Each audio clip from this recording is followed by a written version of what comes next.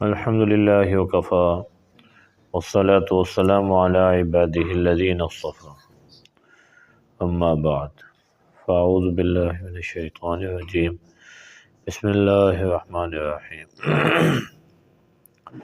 کذبت قوم نوح المرسلین اذ قال لهم اخوهم نوح الا تتقون۔ ایک دفعہ درشف اللہم صلی علی سیدنا و مولانا محمد وبارک وسلم وصلی علیہ۔ انبیاء علیہ السلام کا تذکرہ چل رہا تھا۔ ہم نے موسیٰ علیہ السلام و ابراہیم علیہ السلام کا تذکرہ پڑھا۔ اب اللہ تعالیٰ حضرت نوح علیہ السلام کا تذکرہ فرمائے۔ میں کذبت قوم نوح المرسلین، نوح علیہ السلام کی قوم نے بھی رسولوں کی تکذیب کی، رسولوں کو جھٹلایا۔ حالانکہ سب سے پہلے جو رسول ہیں وہ نوح علیہ السلام ہیں، ان سے پہلے رسول نہیں تھے، ان سے پہلے انبیاء تھے۔ اور تکذیب کا سلسلہ شروع بھی نوح علیہ السلام سے ہوا، کیونکہ یہ صاحب شریعت نبی تھے۔ تو اب تمام رسولوں کو انہوں نے کیسے جھٹلایا ہے جب ابتدائی یہاں سے ہوئی؟ جب تمام انبیاء علیہ السلام کی دعوت ایک ہی ہے تو کسی ایک کو جھٹلانا گویا کہ 1,24,000 انبیاء کی تعلیمات کا انکار ہے۔ جب سارے کے سارے توحید کی دعوت دے رہے ہیں تو جب ایک کی نہیں مان رہا تو یہ گویا کہ 1,24,000 کی نہیں مان رہا۔ اس لیے فرمایا نوح علیہ السلام کی قوم نے رسولوں کی تکذیب کی ہے۔ اذ قال لهم اخوهم نوح الا تتقون، جب ان کو ان کے بھائی نوح علیہ السلام نے یہ کہا تم اللہ سے ڈرتے نہیں ہو؟ انی لکم رسول امین، میں تمہارے لیے اللہ کا پیغام لایا ہوں اور امانت دار ہوں۔ فاتقوا اللہ، اب جب دونوں صفات ہیں، ایک تو میں اللہ کی طرف سے پیغام لایا، دوسرا پیغام کے لانے میں اور پہنچانے میں کسی قسم کی خیانت نہیں کی، تو تم اللہ سے ڈرو اور اطیعون، اور میری فرما برداری کرو۔ یہ دو چیزیں بہت ضروری ہیں، ایک اللہ سے ڈر ہو اور نبی کریم صلی اللہ علیہ وسلم کی اطاعت ہو۔ ہر وقت کے نبی کے لیے ان کی فرما برداری یہ بہت ضروری ہے۔ اور اطاعت کچھ چیزیں مان لینا کچھ نہ ماننا، یہ اس کو اطاعت نہیں کہتے، یہ فرما برداری نہیں ہے۔ لوگ تو چھوٹی چھوٹی بات پہ نا اپنی اولاد کو آگ کر دیتے ہیں، کہتے ہیں یہ میرا بیٹا ہی نہیں ہے۔ آگ نامے آپ کو اخباروں میں دیکھیں کتنے سارے چھپ رہے ہیں، یہ بیٹا میرا نافرمان ہے۔ کسی نے شادی والدین کی مرضی کے بغیر کر لی، اس کو آگ کر دیں گے۔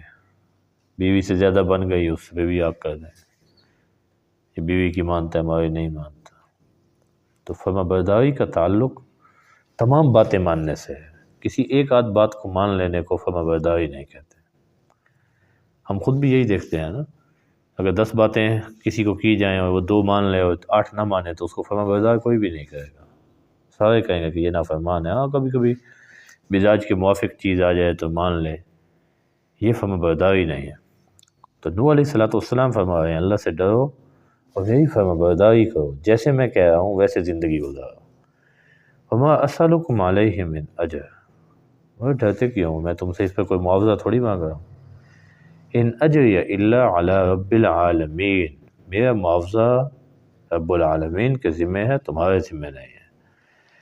فاتقوا اللہ واطیعون، تو اب تو اللہ سے ڈر لو، جب اس ڈرنے میں تمہارا فائدہ ہے، میرا کوئی فائدہ نہیں ہے، تو اب تو ڈرو نا۔ واطیعون، اور میری فرما برداری کرو۔ اس لفظ کو اللہ نے 2 دفعہ دہرایا ہے۔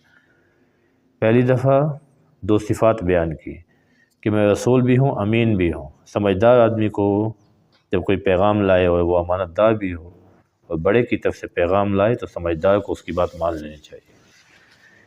اور دوسری دفعہ پھر یہی لفظ کہا، یہ بتایا کہ بھائی جب اس میں انبیاء کا کوئی ذاتی مفاد نہیں ہے، مفاد بھی صرف تمہارا ہے، تو تب تو فرما برداری بطریق اولیٰ کرنی چاہیے۔ قالوا انؤمن لک واتبعک الارذلون، آگے ان کی قوم کہنے لگی کہ آپ کے جو متبعین ہیں یہ زیادہ تر کم حیثیت لوگ ہیں، ایسے پیشوں سے وابستہ ہیں جو عوام میں اچھے نہیں سمجھے جاتے۔ تو انؤمن لک، ہم آپ پر اس لیے ایمان لے آئیں، واتبعک الارذلون، حالانکہ آپ کے پیچھے چلنے والے کم حیثیت لوگ ہیں۔ تو نوح علیہ السلام نے کہا وما علمی بما کانوا یعملون، مجھے اس سے کیا لینا دینا ہے کہ وہ کیا کام کرتے ہیں۔ ان کے پیشوں کی وجہ سے، ان کے ذریعہ معاش کی وجہ سے ان کو حقارت کی نگاہ سے تم دیکھ رہے ہو، تو یہ میرا کام نہیں ہے کہ میں کسی پیشے کی وجہ سے کہ اس کو دعوت دینی ہے اور اس کو نہیں دینی، میں یہ تقسیم کروں، یہ میرا کام نہیں ہے۔ ان حسابهم الا علی ربی لو تشعرون، اب قوم یہ کہنا چاہ رہی تھی کہ یہ کم حیثیت لوگ ہیں، مالی مفاد کے لیے آپ کے ساتھ لگے ہیں، یہ آپ کے ساتھ مخلص نہیں ہیں، اور ہمیں آپ سے کوئی مفاد نہیں ہے تو ہم آپ کے پاس بھی نہیں آتے۔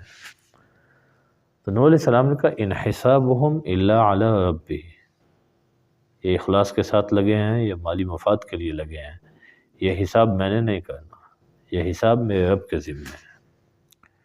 کون دین پہ کس لیے چل رہا ہے، کس لیے چل رہا ہے، کس لیے آ رہا ہے، یہ فیصلہ اللہ نے کرنا۔ ان حسابهم الا علی ربی، ان کا حساب میرے رب کے ذمہ ہے۔ لو تشعرون، کاش تم بھی یہ چیز سمجھ جاتے۔ وما انا بطارد المؤمنین، دوسری بات یہ ہے کہ یہ میرے پاس خود طلب لے کے آ رہے ہیں، تو میں تو ان کو بھگانے والا نہیں ہوں۔ تمہارے پاس میں چل کے آیا ہوں، تم انکار کر رہے ہو، یہ بیچارے خود آ رہے ہیں۔ تو وما انا بطارد المؤمنین، مومنین کو میں تو بھگانے والا نہیں ہوں۔ ان انا الا نذیر مبین، میری حیثیت نذیر مبین کی ہے کہ میں لوگوں کو واضح طور پر اللہ کی خلاف ورزیوں سے، احکام کی خلاف ورزیوں سے ڈراؤں۔ اب جب انہوں نے دیکھا کہ یہ نوح علیہ السلام اس پہ بھی نہیں آ رہے تو کہنے لَئِن لَّمْ تَنْتَهِ يَا نُوحُ لَتَكُونَنَّ مِنَ الْمَرْجُومِينَ، نوح علیہ السلام اگر آپ ان باتوں سے باز نہ آئے تو آپ ضرور سنگسار لوگوں میں سے ہو جائیں گے، ہم آپ کو پتھر مار مار کے ختم کر دیں گے۔ تو نوح علیہ السلام نے جب دیکھا، لمبا عرصہ گزرنے کے بعد دیکھا اب ان لوگوں کی ہدایت پہ آنے کی کوئی امید نہیں ہے، کہنے لگے رب ان قومی کذبون، اے میرے رب میری قوم نے مجھے جھٹلایا، فافتح بینی و بینہم فتحا، آپ میرے اور ان کے درمیان ایک واضح راستہ کھول دیں، ونجنی ومن معی من المؤمنین، اور مجھے اور میرے ساتھ جو ایمان والے ہیں ان کو نجات دیں۔ تو اللہ تعالیٰ نے اسی کا تذکرہ کیا، فانجیناہ ومن معہ فی الفلک المشحون، ہم نے ان کو جو ان کے ساتھ تھے سب کو ایک بھری ہوئی کشتی میں نجات دی۔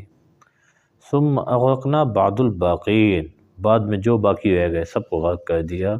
ان فی ذلک لآیہ، اس میں بہت بڑی نشانی ہے، لیکن بات یہ اللہ کی نشانیوں پر اکثر لوگ ایمان لانے والے نہیں ہیں۔